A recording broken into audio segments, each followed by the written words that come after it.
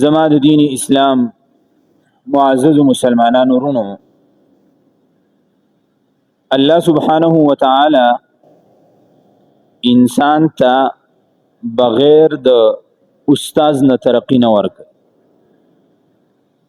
کله یو انسان دا خیالي چې زب بغیر د استاذه اوچت مرتبه ته ورسیږم، اوچت مقام به ماته میلاو شي، نو دا اوچت مقام بغیر د استاذ نه د تنشي میلاوي. د هغې یو وجه ده، وجه دا ده چې الله سبحانه وتعالى چې کله قرآن مجید راولېږ نو په هغې کې صفا واضح طور باندې ارشاد وفرمایه چې په دې قرآن کې هر څه موجود دي، هر یو څیز په تفصیل سره ذکر کړی دی، تبیانا لكل شيء، هر یو څیز وضاحت پکې موجود دی. خو لیکن الله سبحانه وتعالى صرف په قرآن را لېږلو باندې اکتفا ونه کړله، بلکې د قرآن مجید سره محمد رسول الله صلی الله علیه وسلم هم دنیا ته راولېږه. په دې کې دې طرف ته اشاره ده که چرې یوازې قرآن د ژوند د تیرولو دپاره کافي وی نو بس رسول الله صلی الله علیه وسلم ته خو بیا ضرورت نه و که نه. خو رسول الله صلی الله علیه وسلم ته ضرورت ځکه پیښ شو چې انسان یوازې په قرآن سره ترقی نشو موندلی، خامخا د یو استاذ ضرورت و، هغه استاذ محمد رسول الله صلی الله علیه وسلم. دقسې په دنیا کې نور چې کوم پیغمبران هغه دنیا ته راغلي دي نو د هغې په حوالې سره هم دقسې خبره ده. کتابونه راغلي دي خو یوازې په کتاب باندې د انسان هدایت هغه نه کېده، د هغې دپاره الله سبحانه وتعالى استادان را لېږلي دي، پیغمبران یې ورسره را لېږلي دي.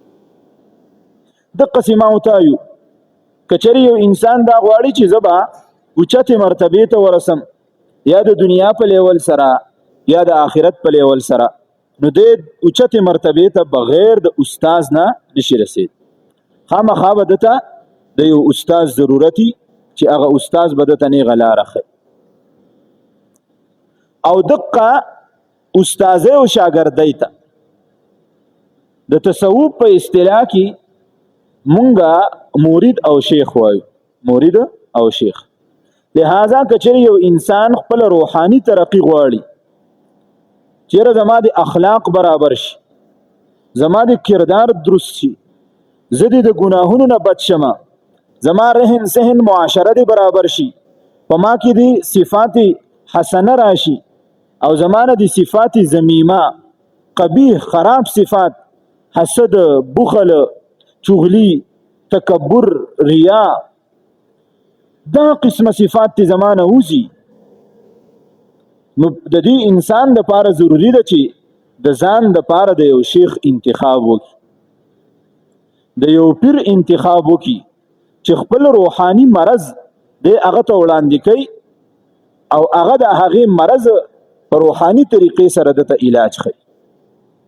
انسان ډېر کمزوری دی، د ده نه بعضې وخت کې ګناهونه کېږي، الله سبحانه وتعالى د دغې ګناه دپاره علاج هم رالیږلی دی.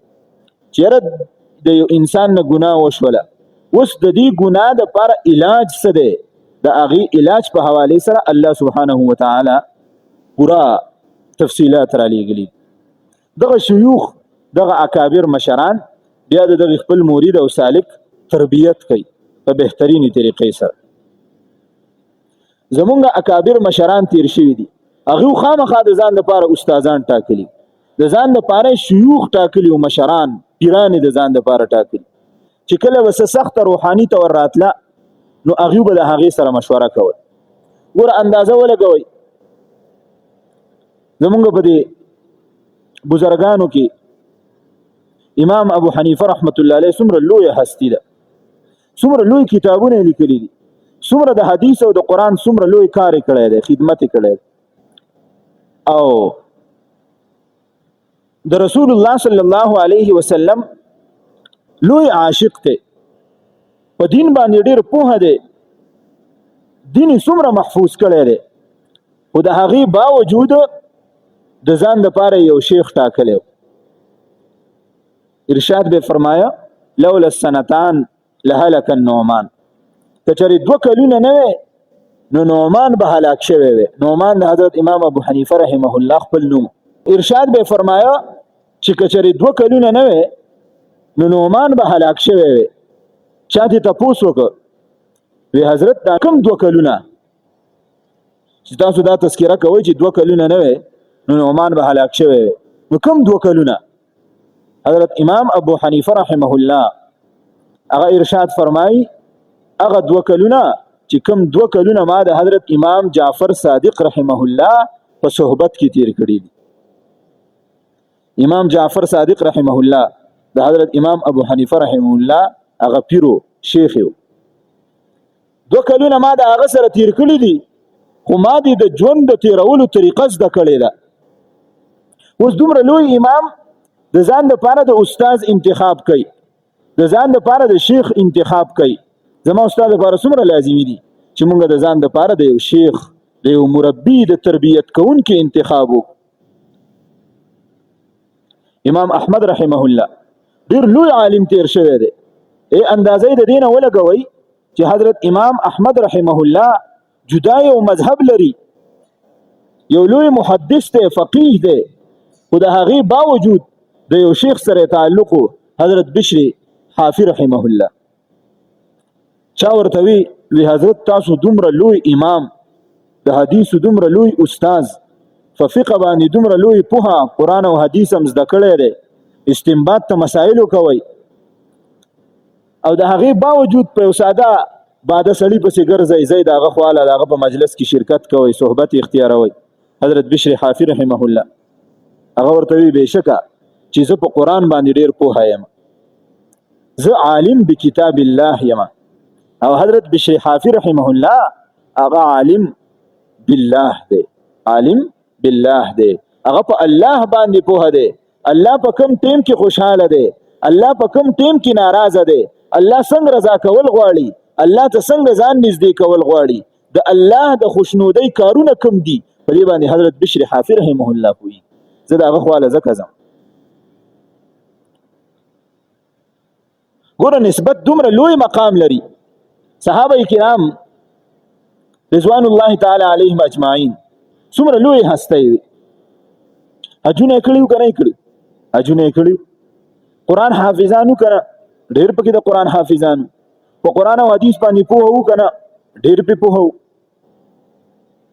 خو لیکن د اوسه پورې به چرته کې تاسو دا نه اورېدلي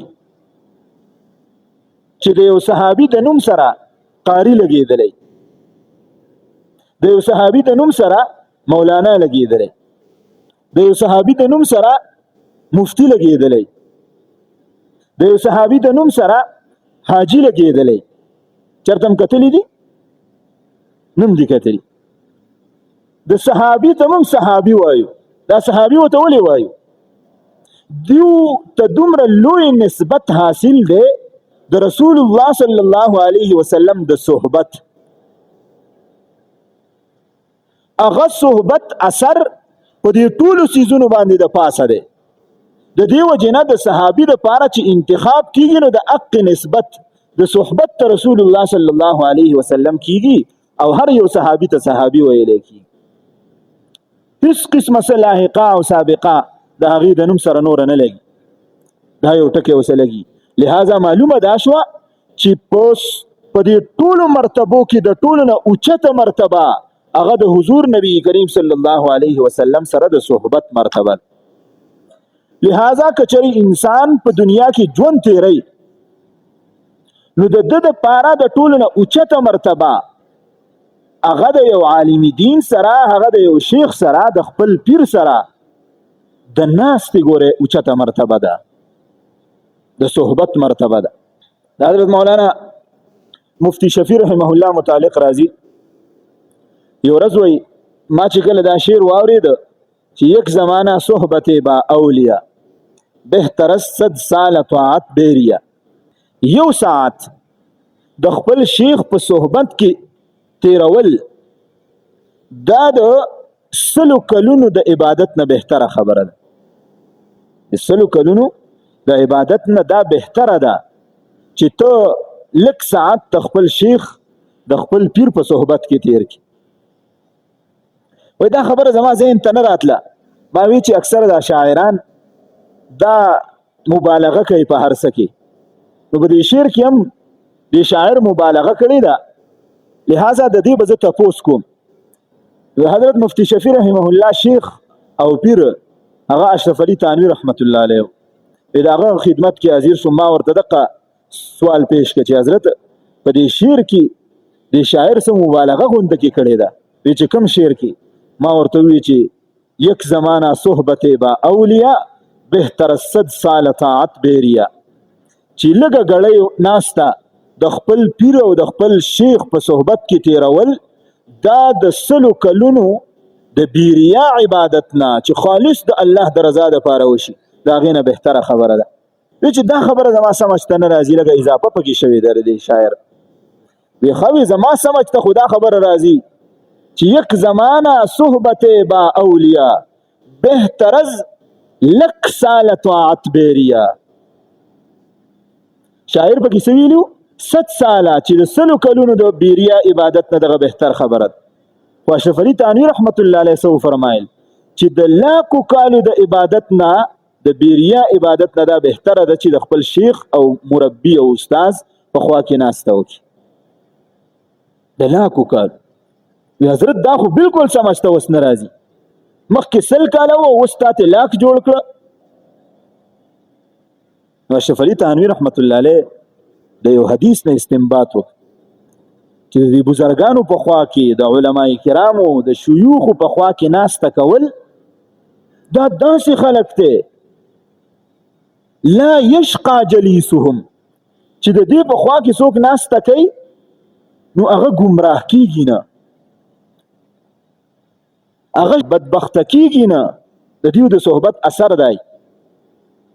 او مثال عجیبه چې په بعضو روایتو کې راځي چې د شیطان په اسمان کې وخت تیر کړو، ډیر وخت تیر کړو او 6 لکه کلونه د عبادت کړو. څومره؟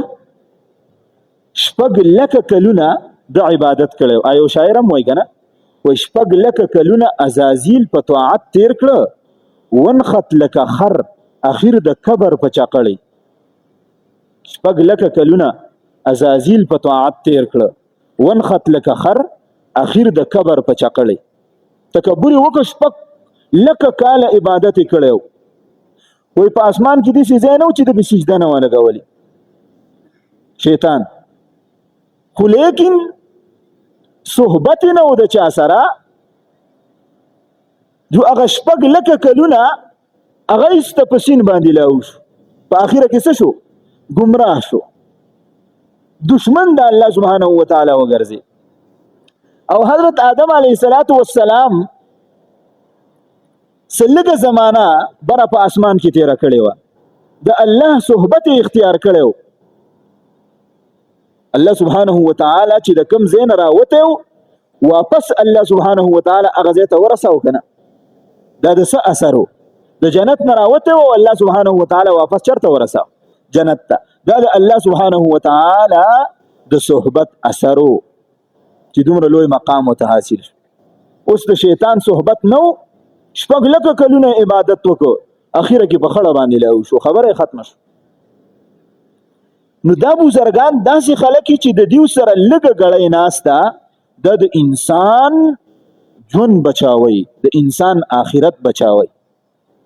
حدیث مبارک کې راځي د دې وجه رسول الله صلی الله علیه وسلم ارشاد فرمای لا تصاحب الا مؤمنا. تم ملګرتیا او یارانه مکوه مگر د چا سره کوه؟ د مؤمن سړي سره کوه، د پاکیزه سړي سره کوه، د دیندار طبقه سره یارانه او دوستانه کوه. او مزید رسول الله صلی الله علیه وسلم ارشاد فرمای ولا يأكل طعامك الا تقي. ستا خوراک تی نخوري مگر هغه سړی دی اخري چې کوم ګوره پرهیزګاری. ستا درستخان ستا میلمه دی پرهیزګاره سړی وګرځيږي چې ستا کور ته درځي ستاسو تعلق ساتي نو هغه د کم سړی؟ هغه د پرهیزګاره سړی، هغه د لچر کوچر، هغه د بيدینه، هغه د بیلمازه فاسق نه. که ستا په کور دغه درننوځي ستا یارانه او دوستانه د ده سره شي، لږ وخت به تیر نشي، ستا ګورې ماشومان، ستا بچي، ته په خپله هغه به هم په دقې رنګ کې رنګ شي. د دې وجې نه رسول الله صلی الله علیه وسلم هغه ارشاد وفرمایه د بد صحبت او د ښه صحبت مثال. رسول الله صلی الله علیه وسلم ارشاد وفرمایه چې کوم یو سړی د ښه سړي سره دوستانه کوي، ښه سړی د ځان لپاره ملګری نیولی دی، د هغه مثال داسې دی لکه چې د یو عطر فروش سره چې مشک څوک خرڅوي، د هغه سره دکان ته ورشي، د هغه خواله ورشي. اوس تاسو ماته ووایئ چې کوم یو کس عطر خرڅوي، مشک خرڅوي او ته د هغه خواله ورشي، نو لول خو ستا په زړه کې به دی چې یاره زه ترې ځان دپاره خوشبو واخلم، مشک ترې د ځان دپاره واخلم. که چېرې ستا سره ګنجایش نه وي، پیسې د سره نه وي، یا ستا د اخیستو اراده نه وي، نو ته به څه وکړې؟ هغه به چې چا له عطر ورکوي نو یو پنبه به په عطرو کې ککړه کړي او ستا په لاس باندې به یې راکاږي، تا ته به عطر ولګوي، نو ته به د هغه بوی نه څه شي؟ مستفید شي. او که دغه عطر درته هم ونه لګوي، نو درېیمه درجه دا ده چې کم از کم ته ورسره څومره وخت ناستې، په هغه ناسته کې خو به ښکلې خوشبو راکاږې که نه، ښکلی بوی به راکاږي. دغه مثال د نیک دوست دی، د نیک یار دی، د نیک صحبت ته، د بهترین صحبت ته چې څومره وخت ستا هلته کې تیریږي، ته به چې کوم دی نو خوشبوداره کېږي. او د بد صحبت مثال، د بد ملګري مثال څنګه دی؟ هغه داسې دی چې ته د یو انګر سره کېناستې، هغه بټۍ لګولې ده، نو اوس چې ورسره ته ناست یې، نو هغه به بټۍ له اور ورکوي، تیزی دی، نو کېدی شي د هغې بټۍ نه څه سپرغۍ راوالوځي او ستا په کپړو باندې پرېوځي او تا ته اور ولګي، ته بلکل ونه سوځېږي. او که ونه هم سوځېږي، کپړې خو به دې وسوځي که نه، نقصان به درته میلاو شي. او که سپرغۍ را وا هم نه لوځي، نو دومره پورې چې څومره ته هلته کېناستې، هغه بوی، هغه لوګی، هغه څښا، وږم، بړاس، هغه خو به تا باندې لګي که. دقسې د بد دوست مثال.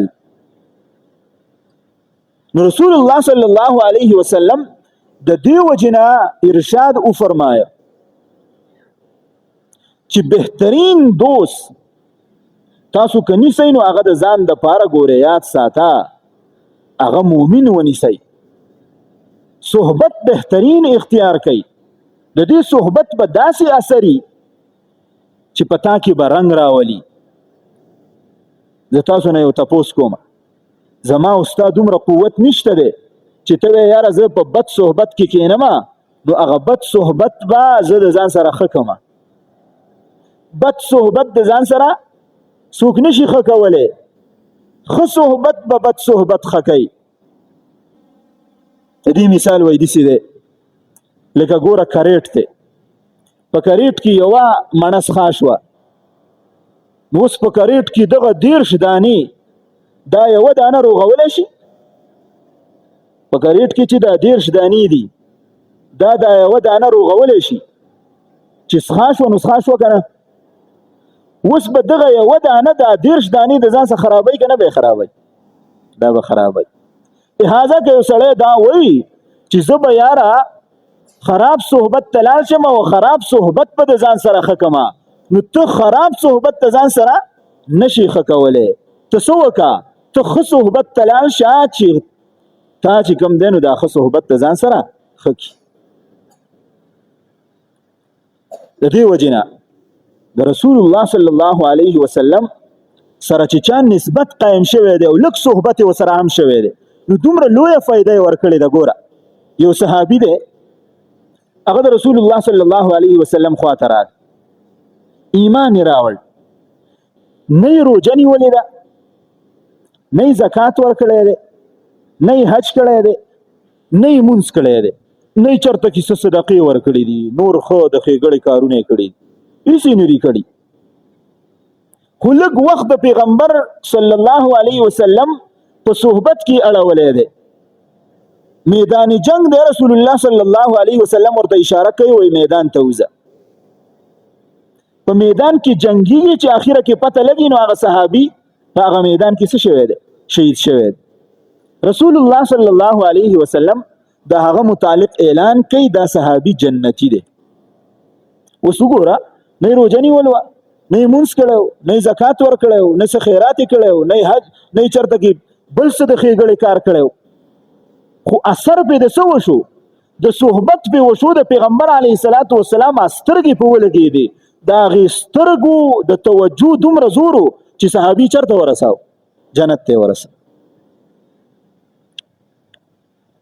نو دا د بزرګانو دا صحبت دا ډیر لوی شی دی، دا انسان ډیر لوی کمال ته رسي. یو سړی راغی، هغه یو بزرګ ته ووی بیا حضرت تاسو وایئ چې یاره د نیکانو په صحبت کې کښېنه، د پیرانو په صحبت کې کښېنه، د دې څه اثر دی؟ هغه خو پخپله زبرګان دي ځه، نو ما ته به څه اثر راوځي؟ هغه ورته وایي ښه کښېنه. هغه بزرګ ته یو کس ولاړ و، د لاستي دا پنکه نه ده ببوزه، دا ببوزه ورته ورسره و، ببوزه ورته ورسره و، نو ببوزه ورته واهه. هغه چا چې سوال کړی هغه ته یې وویل دا ببوزه چا ته والی کېږي؟ وی حضرت دا تاسو ته والی کېږي. وی زما نه چې دا شاته کم خلک ناست دی د دې ببوزي هوا هغه خلکو ته وررسېږي که نه؟ د دې ببوزي هوا هغه خلکو ته وررسېږي که نه؟ وی هغه وررسېږي. وی دقسې د نیک صحبت اثر دی. په دې نیکانو خلکو باندې الله سبحانه وتعالی د برې نه څه راوری؟ رحمتونه راوری. چې ګیر چاپېره ورته کم خلک ناسي، ته یو انساني ببوزه وهي او د هغې اثر نورو خلکو ته د بزرګ خوا او شاته چې ناستي رسیږي. الله سبحانه وتعالی الله دی، خدای دی، دا ټوله دنیا یې پیدا کړې ده. هغه چې رحمت راوری نو د نورو خلکو ته به د هغې رحمت نه څه حصه رسیږي او که نه به رسیږي؟ وی رسیږي به. وی د صحبت هم دقه اثر،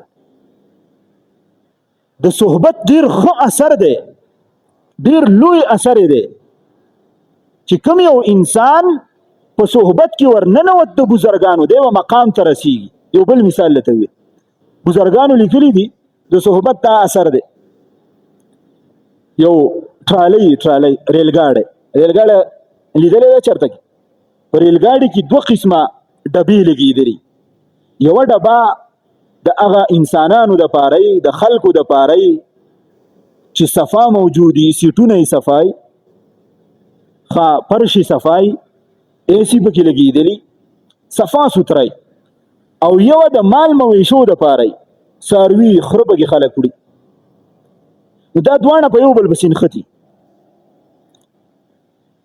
وایي د صفا ډبې د دې شاتې ډبې نه پوښتنه وکړه چې ګوره زه څومره صفا یم، څومره ښه خلک زما سیټونو ته راخیږي، په ما کې سفر کوي، څومره یخه یم، څومره خوشبو خیږي، او ته شاته په ما پسې څومره ګنده لګېدلې، په تا کې څاروي وړی کېږي، زه رمندې بدې ښکارېږم، ستا نه بوی څښازي. وایي هغې ورته ووي چې ګوره زه که هر څنګه یم، زه که څښا یم او په ما کې څاروي وړی کېږي او که ګندګي او که هر څه، خو په دې خبره باندې ته هم پوه یې او زه پې هم پوه یم چې ته چېرته روانه یې. نو زما یوه کړۍ په تا پسې شاته لګېدلې ده، ته چې چېرته ځې نو زه به سره هم هلته کې ځمه. داسې نشي کېدی چې ته یو طرف ته لاړه شي او زه بل طرف ته لاړه شم. بزرګان وایي د نیک صحبت هم دقه اثر دی چې یو کس د نیک سړي سره تعلق جوړ کړي نو د ده یوه کړۍ د هغه نیک انسان سره ولګېږي. دا نیک انسان چې چېرته ځي، دا خراب سړی، ګناهګار او فاسق سړی، دا به هم په هغه پسې ور رواني. که دا نیک سړی جنت ته ځي نو دا د ځان سره فاسق سړی، فاجر سړی، دا به هم د ځان سره جنت ته بوځي. ولې؟ د ده یو کړی د هغه سره لګېدلی. حدیث مبارک کې راځي رسول الله صلی الله علیه وسلم ارشاد فرمایي د قیامت په ورځ دا ګناهګار خلک چې کله جهنم ته داخليږي نو په لاره کې به دا بزرګان او نیکان خلک هم ولاړي. نو چې کله دی ور داخليږي نو دیو به پرشتي ورشړي څنګه چې ساروي خلک ورشړي. نو دا به د لارو ته ګوري، د لارو ته به ګوري چې څوک خو پکې اشنا نشته چې زه ورته آواز وکړم. نو دغه فاسقان او فاجران چې په دې لاره باندې څوک پیژني تعلق یې ورسره جوړ شوی نو ده ته به لاس ورچوي، اواز به ورته کوي چې ای په پلانکي وخت کې ستا مجلس له زه درغلی وم، په پلانکي وخت کې تا ماته دعا کړې وه، اوس خو ما بچ که که نه. دغه بزرګ به ورته وایي لاس اچوي او د ځان سره به په دې قطار کې ودرئ، د جهنم نه به یې بچ کړي. تاسو اندازه ولګوئ د دې صحبت څومره لوی اثر دی، څومره بزرګان هغې الله سبحانه وتعالی کم مقام ته رسولي دي. او دا به ګوره یاد ساته د مرګ په وخت کې ستا په کار باندې راځي، د مرګ په وخت کې به دا صحبت ستا په کار باندې راځي. زمونږ به د مشرانو کې یو بزرګ تیر شوی دی امام رازي رحمت الله علیه، ډېر لوی مفسر تیر شوی دی، ډېر لوی فلسفي تیر شوی دی، انسان حیران شي د هغه علم. یو ورځ وایي غټ غټ علما ما ته کینی پاسي او زه خو ډېر لوی سړی ما تکړه سړی ما تفسیر مې لیکلی دی، دا مې کړي دي، دا د دین خدمت مې کړی دی. نو په هغه علاقه کې چې د ټولو نه کم غټ مسجد و هلته کې لاړ او پخوانه زمانه کې خو دا ټیشو پیپرې دا به نه وي نو خلکو چې به اودسمات یې کوو نو لوټې به وي، دا غټې غټې لوټې به خلکو راوړې، بیا به ورته یو کس ناست و هغه به یې میده کړې، د اودسماتې دپاره به یې وړې وړې لوټې جوړولې. نو ده زړه کې دا راغلی چې یاره دقه هلته کې ځم او دا تکبر نه نوځي، دا نفس مې بالکل خاورې شي. لاړ هلته کې او هغه غټې لوټې به یې ماتولې، وړې وړې لوټې به یې ترې جوړولې. هلته کې ناست دی، خپله حلیه شکل او صورت یې بدل کړی. یو کس د لرې نه وپېژاند، راغی پسې وي ته دلته کې څه کوې؟ ته خو امام یې، ډېر لوی عالم یې. وي نفس مې مغروره شوی دی، دا نفس ختمومه. چا په هغه وخت کې شیخ نجم الدین رحمت الله ډېر لوی بزرګ لوی پیرو، هغه ته وویې چې امام رازي هلته کې ناست دی. هغه پسې راغی او د لاس نه یې ونیو او بوت یې خپل خانقاه ته. په خانقاه کې ورته توجه وکړه، توجه یې ورته وکړه. نو دا بزرګان توجه کوي، توجه دې ته وایي. خلک وایي دا پلانکې بد نظر اخیستی دی، نو خلک ورته بد نظر وکړي او ښه نظر هم کېږي. څنګه چې بد نظر کېږي العین حق، هغه لږي هم دقسې ښه نظر هم کېږي. دا بزرګان ښه نظر سړي ته وکړي، بیا د یې ښه کارونه کوي. نو هغه ورته نیکه توجه وکړله. امام رازي رحمت الله علیه وایي ما خپل شیخ ته وویل چې په دې وجود کې مې یو ګړزار جوړ دی او څه بلډینګونه دي او هغه ورانېږي، یو غرمبهر یې جوړ دی او بس نور توجه راته مه کوه. امام رازي رحمت الله علیه ورته وایي دا ستا زړه غټ شوی دی، په زړه کې دي د تکبر ماڼۍ جوړې شوي دي، هغه له ورانوم. وایي بس دا پوره وه، ما ته اوس اجازت راکړه چې کلي ته لاړ شم. کلي ته لاړ امام رازي رحمت الله علیه. دغه لږ غونته کې د خپل شیخ په صحبت کې پاتې شو، د هغه په مجلس کې وخت تېر کړ. دا قصه در تر دې پورې کومه چې ګوره د شیخ د صحبت دومره لوی اثري که لږ وخت ولینئ چې کله کور ته لاړه او وخت تېرېده د امام رازي رحمت الله علیه د وفات وخت راغی. شیطان وله راغی، وی ته خو ډېر لوی فلسفي ځان ته وی، ته وی چې الله موجود دی، د الله په دې وجودیت باندې ستا سره څه دلیل شته چې الله شته؟ ده ورته وی آو. وی وایه که نه؟ ده ورته یو دلیل وی ګوره الله ځکه موجود دی چې زما سره دا دلیل دی. عقلي دلایل، شیطان خو قرآن نه مني، عقلي دلایل ورته وي. هغه ورته هغه ټوکرا وکوي دا مړه په دې خبره باندې مات شو ستا دا دلیل الله موجود نه دی، نعوذ بالله. دویم دلیل ورته امام رازي رحمت الله علیه وی ګوره دا دلیل زما سره موجود دی، د دې نه دا معلومیږي چې الله تعالی اگزیسټ کوي. وی ګوره دا خبره خو ستا په دې باندې ماته شوه. تر دې حده پورې چې 99 دلایل ورته امام رازي رحمت الله علیه وی. څومره؟ 99 دلایل د الله په وجود باندې. په اخره کې ورته شیطان او دا د امام رازي رحمت الله علیه د روح د وتو وخت دی، د زنکدن وخت دی. په اخره کې شیطان سوال دا وکوي که ته چرته الله منی چې دا موجود دی نو ماته الله وښایه ماته الله وښایه. اوس امام رازي رحمت الله علیه حقا بقا حیران شو چې دته به اوس الله زه څنګه ښیمه. صوفیا لیکي هلته کې چې د شیخ نجم الدین سره د کوم تعلق الله سبحانه وتعالی دا قصه او دا معامله دا منظر هلته په هغه باندې ښکاره چې ستا یو مرید دی او په هغه باندې داسې پوزیشن کې هغه ګیر شوی دی. علما لیکي وایي په دغه ټیم کې شیخ نجم الدین رحمت الله علیه هغه اودس کا او شاګرد ورته اوبه اچولې او لپې یې داسې نیولې وه لوټه تشه شوله. شیخ نجم الدین رحمت الله علیه هغه لوټه داسې ووهله او د ځان سره یې ووی بګو ووایه دې شیطان ته ووایه من خدا را بلا دلیل شناختم من خدا را بلا دلیل شناختم. دې شیطان ته ووایه چې زه خدای بغیر د دلیله پیژنم او بغیر د دلیله یې منم. هلته کې د امام رازي رحمت الله علیه په خوله باندې الله سبحانه وتعالی دقه جمله جاری کړه چې من خدا را بلا دلیل شناختم زه خدای بغیر د دلیل پیژنم. او په دقه ټیم کې امام رازي رحمت الله علیه د دنیا نه رخصت شو. اوس اندازه ولګوئ د شیخ د پیر لږ غونته کې صحبت دا د مرګ په وخت کې هم ګورې تاله فایده درکوي چې مرینو په هغه ټیم کې به درته هم فایده درکوي. او که ته وایې چې نه زه پوره سړی یم نو شیطان هم ځان ته ډېر پوره سړی وي 6 لکه کلونه یې بره په اسمان باندې عبادت کړی و خو چې ځان ته ځان ووي نو بس خبره یې ختمه شوله همیشه دپاره چې کوم دی نو دوزخي وګرځېده. نو الله سبحانه وتعالی دې موږ ته په دې خبرو باندې عمل کولو توفیق راکړي.